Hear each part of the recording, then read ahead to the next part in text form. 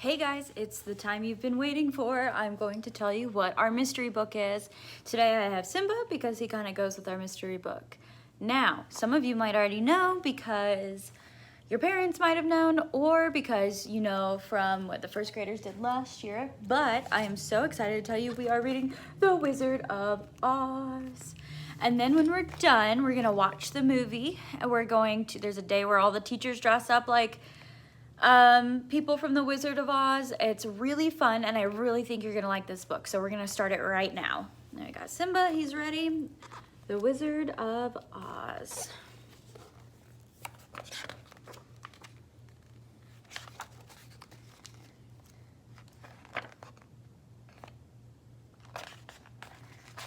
Okay, sorry.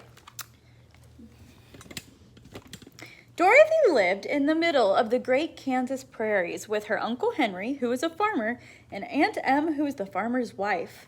Their house was small. There were 4 walls, a floor, and a roof, which made one room, and this room contained a rusty-looking cooking stove, a cupboard for dishes, a table, 3 or 4 chairs, and the beds. Uncle Henry and Aunt Em had a big bed in one corner, and Dorothy a little bed in another corner. There was no garret at all, and no cellar, except for maybe a small, dark hole dug in the ground, called a cyclone cellar. A cyclone's like a tornado. Where the family could go in case one of those great whirlwinds arose, mighty enough to crush any building in its path. It was reached by a trap door in the middle of the floor. Oh no, this is a scary looking picture. Oh, let me show you the other picture, my bad. Dorothy and her dog. When Dorothy stood in the doorway and looked around, she could see nothing but great gray prairie on every side. Not a tree nor a house broke the broad sweep of the flat country. The sun had baked the plowed land into a gray mass. Once the house had been painted. Now it was as dull and gray as everything else. When Aunt Em came there to live, she was a young, pretty wife, but the sun and the wind had changed her too. They had taken the sparkle from her cheeks and eyes and left them gray. She never smiled. When Dorothy, who was an orphan, first came to her, Aunt Em had been startled by the child's laughter. Whenever Dorothy's merry voice reached her ears, she looked at the little girl with wonder that she could find anything to laugh at. Uncle Henry never laughed. He worked hard from morning till night. He was gray also, from his long beard to his rough boots. It was Toto that made Dorothy laugh. Toto was a little black dog with long silky hair and twinkling black eyes.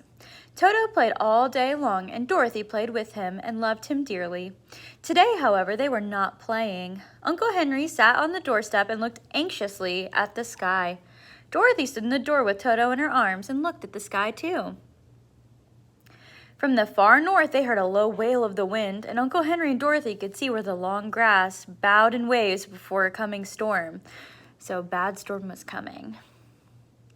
Now came a sharp whistling in the air from the south, and they turned their eyes that way. They saw ripples in the grass coming from that direction also.